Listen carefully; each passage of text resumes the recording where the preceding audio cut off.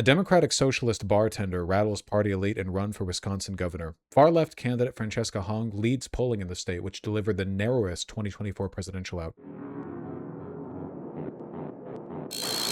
A dues-paying member of the DSA has establishment Democrats rattled ahead of an August 11th primary for governor that has showcased the party's division and disarray. I would love to see more on this. It seems basically inevitable that she wins in her primary. I can't imagine some turn of events changing things. The first DSA governor. Let's listen to her. We basically paid no attention to this race because I'm bad at my job. Let's try to correct for that, huh?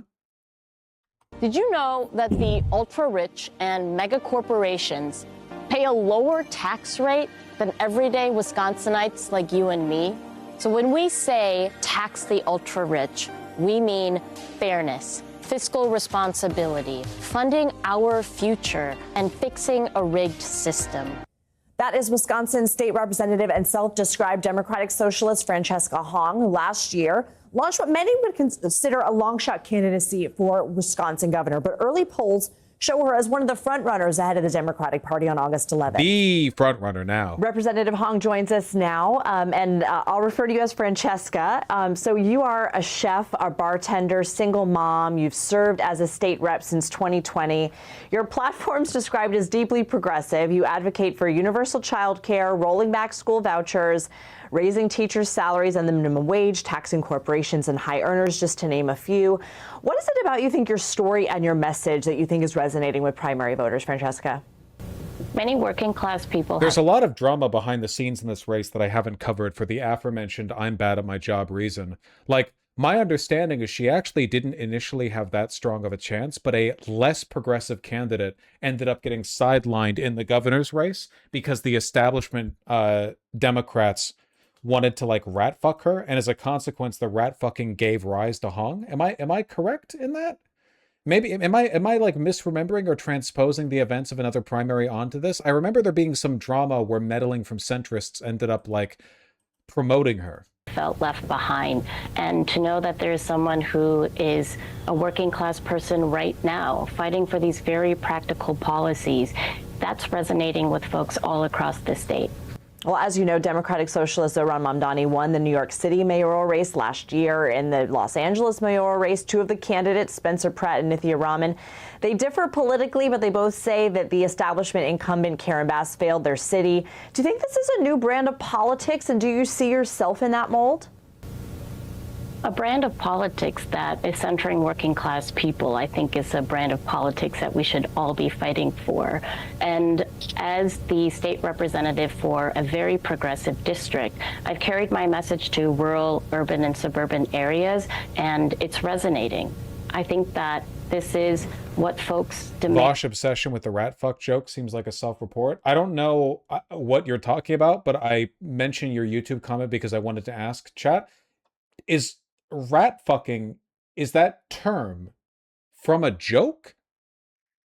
Because we say like rat fuck Warren, rat fucked Bernie, Democratic Party, rat fucks progressive, so on and so forth. Is it a joke? Does this come from a joke, or is this just like a term to, are you're what is that, what does that root from? I actually don't know. It's from fucking rats. Oh, gotcha. Political term, but where does it come from? There's got to be like an origin, right?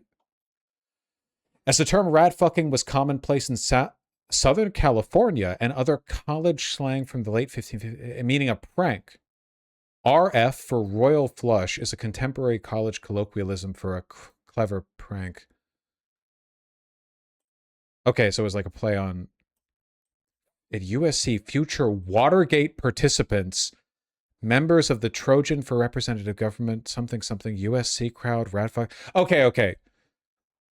College term that got, okay. And deserve from their government.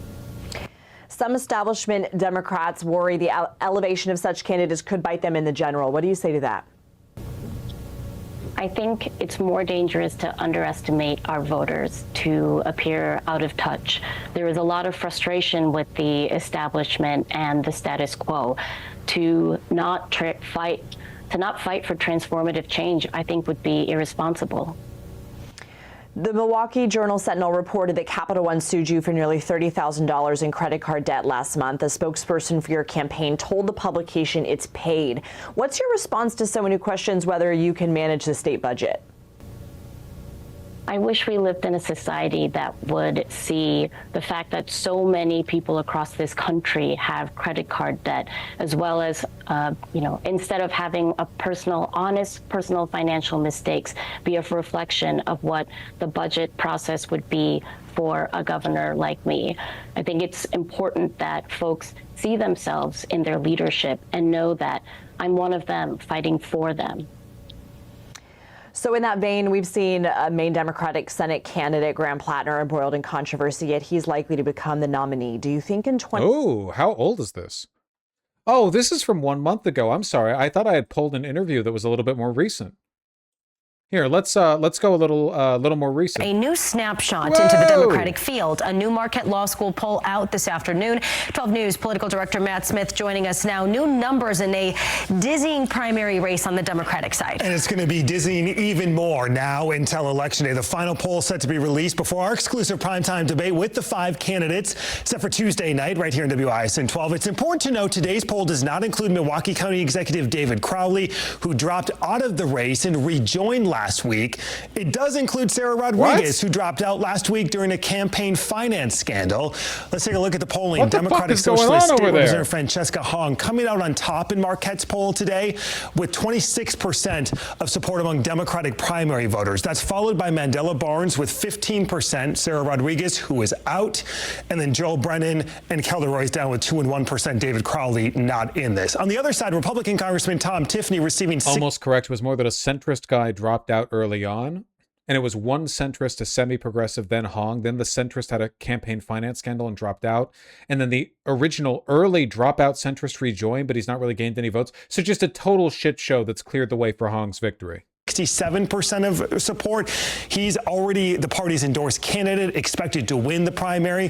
One big number, though, to focus on, especially in this Democratic field, the poll finds that 45% of Democratic voters said they're still undecided, 30% for Republicans. That will change, getting closer to November. And looking ahead to November, among the 5 Democratic candidates still in the race, Barnes is the only candidate among likely voters that would beat Tom Tiffany in this hypothetical head-to-head matchup, but all of these are within the margin of error.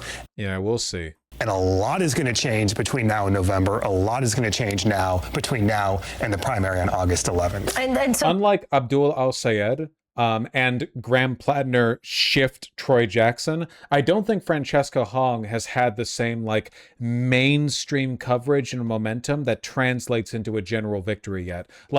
The shenanigans have cleared the way for her within the primary, but into the general, there's going to need to be a lot more energy and build up for her, you know? this is also something we should talk about because there's going to be another poll coming out next week. Marquette just announced that today because of all of the changes. Wednesday, Marquette will be releasing its final new poll, just the Democratic primary. That will come one day after our exclusive primetime debate with all 5 candidates on stage together at Marquette University. That's 7 p.m. Tuesday night. Jaron Jordan and myself will moderate right here in WISN 12 and streaming on all our platforms. All right, looking forward to that conversation and those numbers. That's beginning in an hour, but I don't think I'm going to be able to wrap. I am going to keep streaming today until my friends break into my studio and drag me away to hang out with them, because I have friends visiting and staying at my place, but I told them to go out earlier today without me because I have a job to do, because I just came back from a fucking road trip. So we will see how long I can be here. Really do paint an interesting picture. Matt, thank you.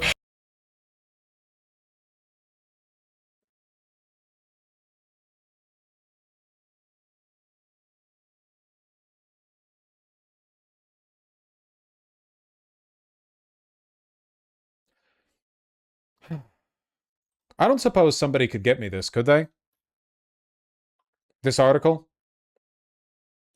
Establishment Democrats are rattled over the rise of Francesca Hong in the Democratic primary for Wisconsin governor. The Democrats have moved left in primaries and the Republicans have moved right, said Joe Winecki, former Democratic Party of Wisconsin chairman. She's the ultimate far-left candidate.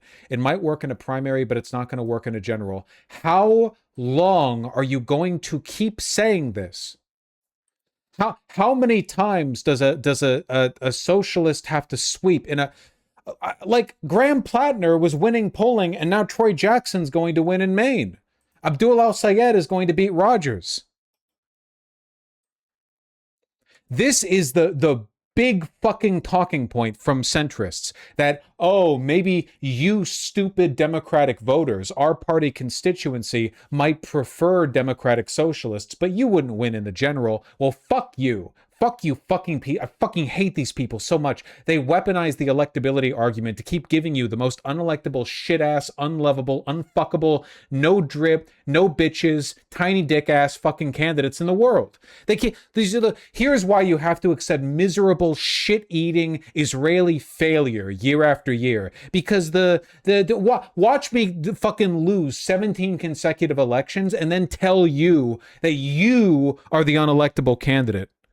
She backs legalizing marijuana to fund high-speed broadband and supports a state-run development bank.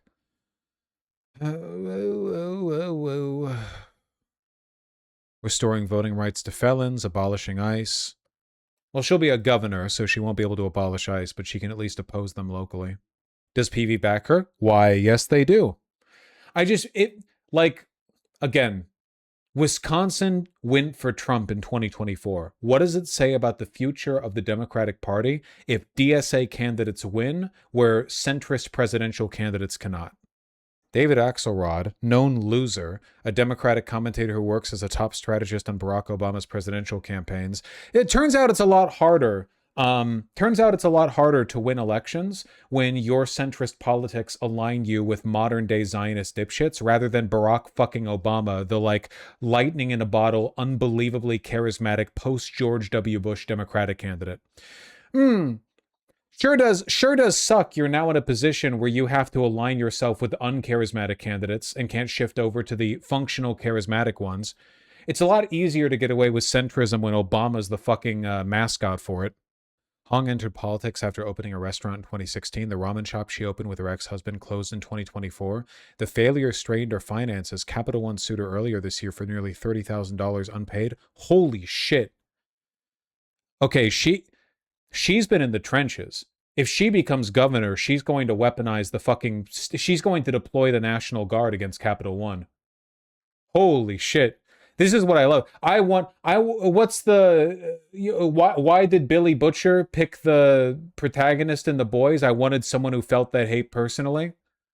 This is not an intellectually motivated democratic socialist. This is somebody who wants to personally engage Capital One in single one-on-one combat. It's personal. What a shit show, man. One top contender, Lieutenant Governor Sarah Rodriguez, ended her candidacy after mismanagement of her campaign finances. Milwaukee County Executive David Crowley dropped out July 8th and endorsed Rodriguez before jumping back in July 18th with the sudden endorsement of Evers. What the fuck, man? Do you think it's like Cuomo, where they obviously got pitched in by centrist Democrats? His Twitter alt got leaked too. What did he say in his Twitter alt? What? What happened with his Twitter alt? Nothing bad, just shitposting. Oh, hold on. Wait. Is this the one where he was like, oh, that might have been my alt, but I wasn't the one posting on it? Like, I owned the alt, but other people were posting on it, and the guy who posted on it went to a different school? He blamed his dead friend. Yes. So fucking good. Such a good move. Oh, yeah, that was my alt, but all the, like, weird shit on it, my friend who's dead posted it. I get it. I get it. Powerful excuse. You almost got me, Theta. You motherfucker. You motherfucker.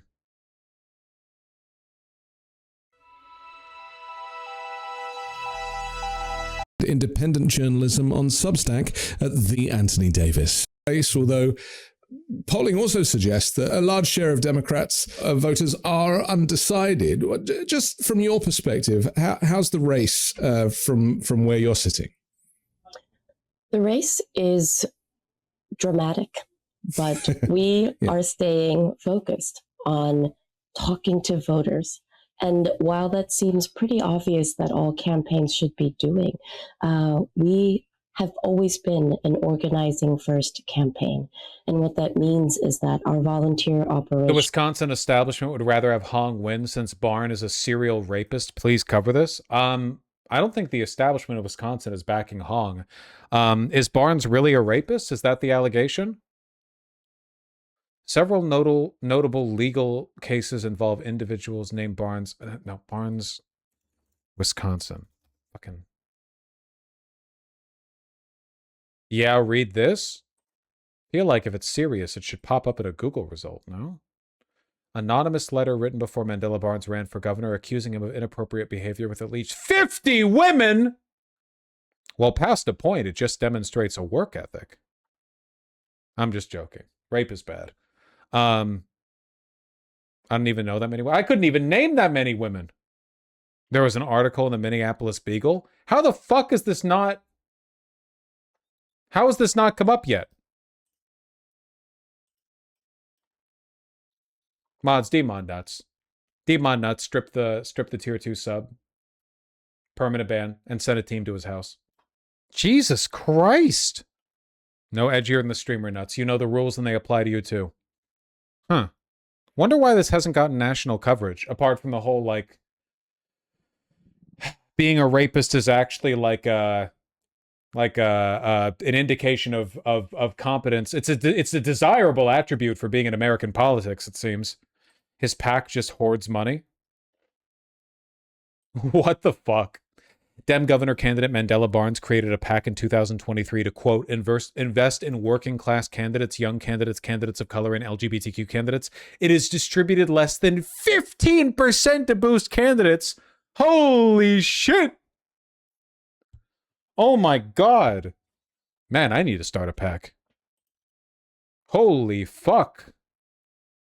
This is your PAC. In fairness, when you donate to me, 100% of that money goes to a young LGBTQ candidate of color. I'm Irish. It's not actually true. Like, the editors get a cut and stuff. Are they gay? I don't know. Who knows? I mean, yes. I know. I actually know if my editors are gay or not. At least a minimum of it's up to them. You know what? I'm not outing them. Nice try, guys. Nice try. Have now grown exponentially, and it has been so exciting to hear what the actual conversations are like at the doors, that we continue to focus on meeting voters where they are. And I would say that based on polling numbers and what we're hearing from folks, that our message, our agenda for permanent affordability, people are tired of this shit. And I think that they are ready for bold solutions. Democrats are often referred to as sitting in a quite a large tent, and I've often struggled to kind of get my head around that. But I suppose, in its simplest language, it's that there is such a broad range of views, especially when you compare it to Republicans, who seem to have just like 4 things that they're really interested in, and tend to hammer those messages very clearly. You know, they don't like immigrants, they don't particularly like women, and they don't like people of color, and they don't really want to pay any tax. I mean, that's kind of like that's that bunch. But Democrats really are very nuanced.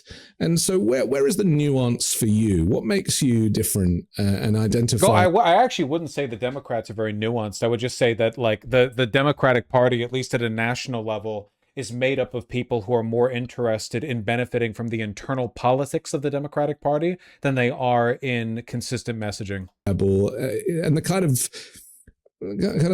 of Democrat that you are, just tell people kind of where you stand. I stand with everyday people here in Wisconsin, the many.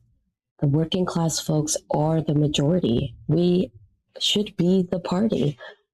I'm proud to be the single mom, the only wage worker. I'm a renter currently. I've worked in the legislature for the last 6 years, and I'm proud to represent the people of the 76th district. But I also come from hospitality, worked as a chef, and I own a restaurant for 7 years, and I'm still bartending. And what that means is that I put service and sacrifice first, and care. I think the people of Wisconsin deserve someone who cares about the people first. And the nuance is that we're going to make sure that everyone in Wisconsin can Got live kind in of a an place that they ASMR can voice, afford. huh? Affordability has become an important word, although Donald Trump has started to kind of use it to describe, he kind of thinks of it just as a word with no meaning, doesn't he? And the reality is, for him, he's never really had to think about affordability and doesn't even understand how people buy groceries. Thinks you have to show ID for groceries. So he's a really bad example of what it's like on the ground. We've seen this with Alexandria Ocasio-Cortez, who also worked in the service industry and was ribbed royally by Republicans for that. But as I see it, what it does is it really kind of grounds you in what is necessary. Do you think more lawmakers would benefit from actually coming from reality and staying in reality and being part of communities, whether it be in hospitality or other jobs, rather than some of the routes that people take to get to these lawmaker positions? It has been our superpower. And it continues to grow as more people find themselves not only relatable to my lived experiences, but they see themselves in their leadership and their vision. I think that there is so much gatekeeping in politics. I understand that relationships and information is the currency that you need, but the deals we should be making should be with the everyday working class folks who deserve a government that is a force of good and actually delivers for them so that they have what they need to go live the lives that they want. I think that when you have accessibility to your representation, when you see not just yourselves in them, but that you know that they get the hustle, that they get you. And she's really satisfying to listen to. Is this like an ASMR thing? I feel like there's a benefit to DSA representation coming through like a wide range of rhetorical styles, like you have Mamdani's bombast and flair, and you have like she's obviously much more quiet and kind of muted, and you have like there's a you want people to like feel like it's a set of political positions anyone can get behind rather than a specific style of speaking. That maybe we can start building more of that trust back into politics so that the work we do is actually reflective of the solutions the people need.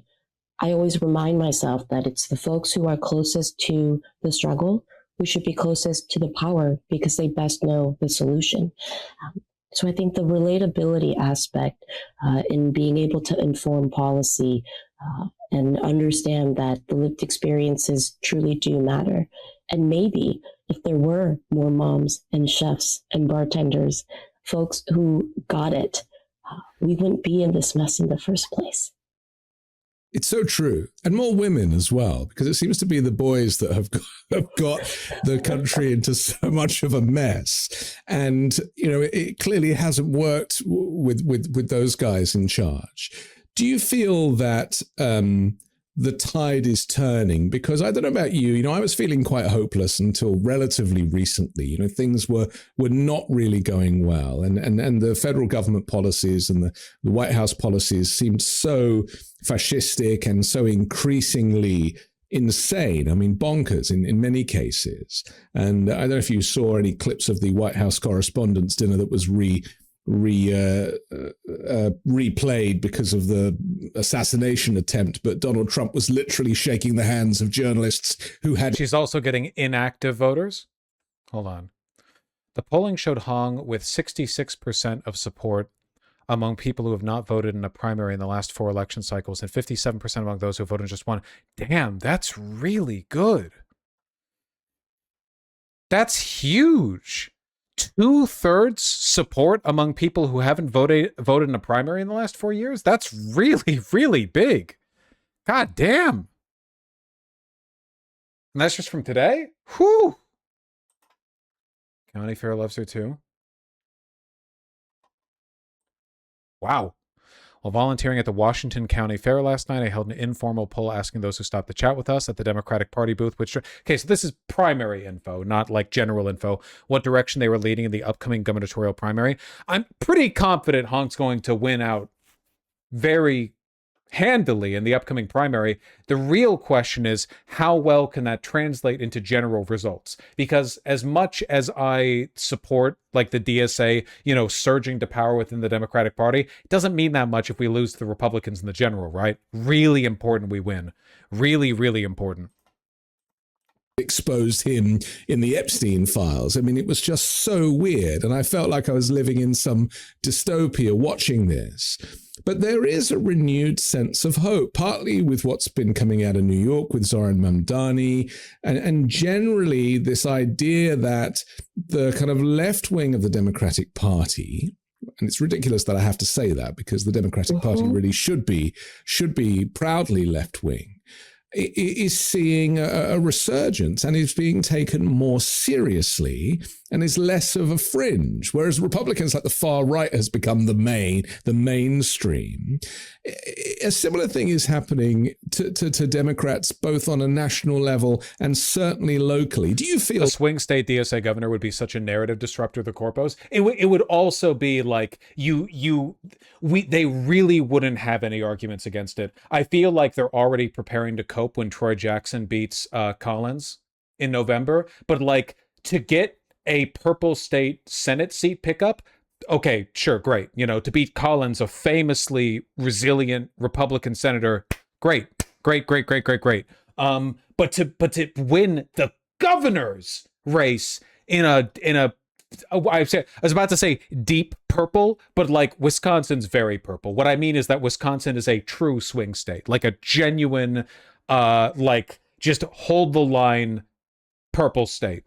And for her to win, especially if she wins somewhat handily. That sense of hope that I do. I do.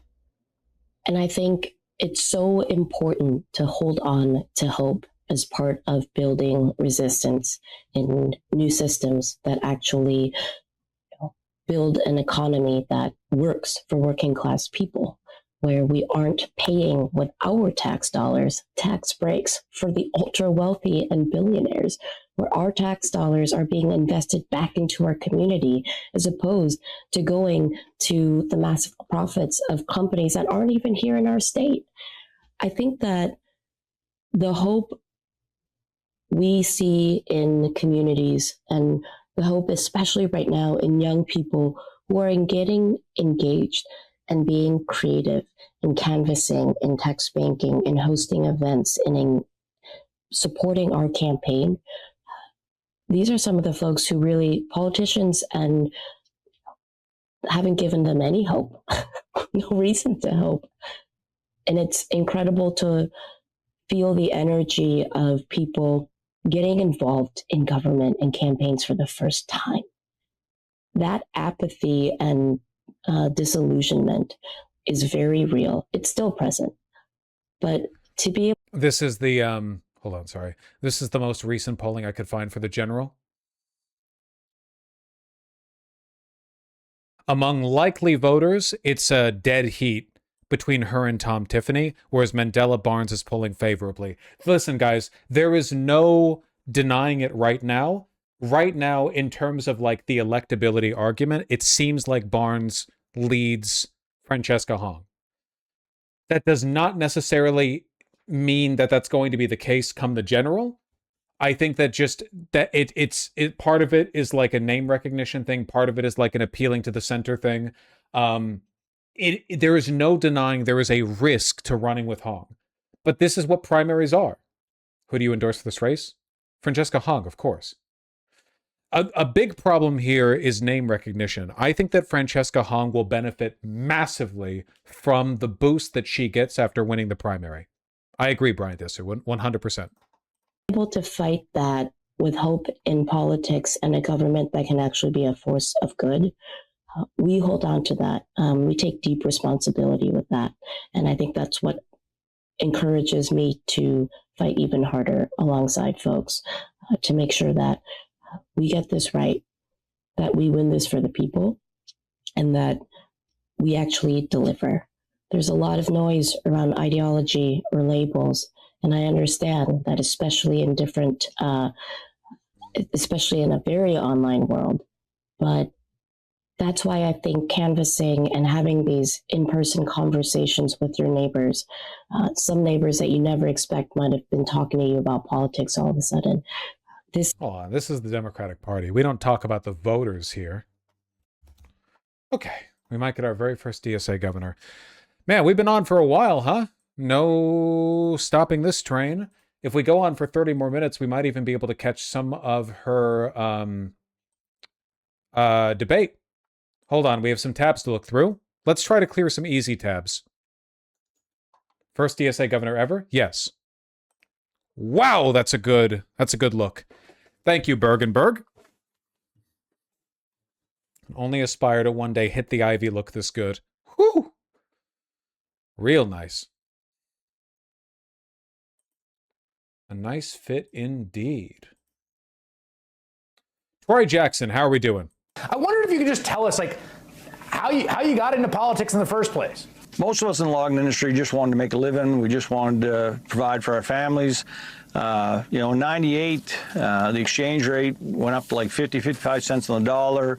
Of course, Canadian workers. Here's her at a recent panel. Wait, was she the only one running for governor in Wisconsin if they support a data center moratorium? Masaigu, this is the shit I mean. Do you support a 1 year or longer moratorium on data center construction in Wisconsin? She's the only one who said yes. That's crazy. Like, again, in the Republican Party, for any issue that enjoyed the kind of mass support, like banning data centers or whatever, like if they asked Republican candidates, you would not see anywhere near this level of, like, they're just much more mercenary in the positions that they're going to take, as long as it's part of the Republican approved slate of positions. The fact that the fact that only she is willing to have moral clarity on this, it's just crazy. It's just crazy to me, man, how much Democrats are leaving on the table. Which one is Troy Jackson here? Okay. This was the Wisconsin governor primary. This is Francesca Hong saying, yes, we like her. Okay, now we're going back to Troy Jackson. Okay, back to Troy Jackson, Governor. Have health care, have prescription drugs, and it got really challenging for us. And so, a group of us started getting together, trying to get our elected officials, Olympia Snow, Angus King, Susan Collins, to help us.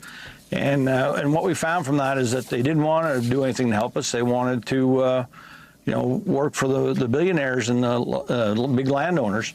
And that's what forced us to, push the issue by going the border and blocking it.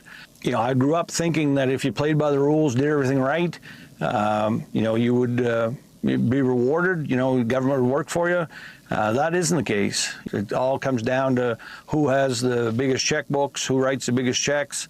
That's the power, and that's why I ran for the legislature and been fighting it ever since. Looking great. It's crazy how Graham Plattner dropped out, and somehow the guy who replaced him ended up not only being more to the left than Graham Plattner, but also more working class coded. Isn't that insane? Like, Graham Plattner was already, in my mind, as working class as you could get. Chud boy, veteran, this is my vocal fry, blah, blah, blah, blah, blah. And then they're like, okay, how do we beat that? And then you've got this guy. That's a working class hat right there. I think that if a wealthy person even tried to put on this hat, they would just fucking combust. Look at that. Look at his face, man. Crazy. We really lucked out there. We might be getting the best case scenario. All right, what's this one?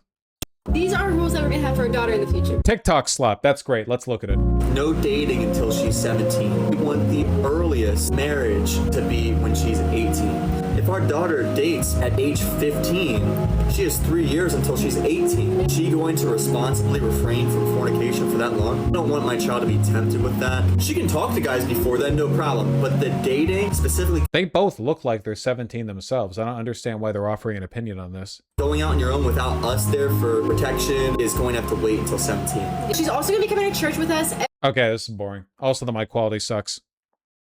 And clean. She will be taught management skills, financial skills, basic life skills, how to change tires or how to change oil in the car. Or whatever. Yeah, I agree with that. I think more women should learn how to change the oil in the car. Or whatever, type shit. I don't know. Okay,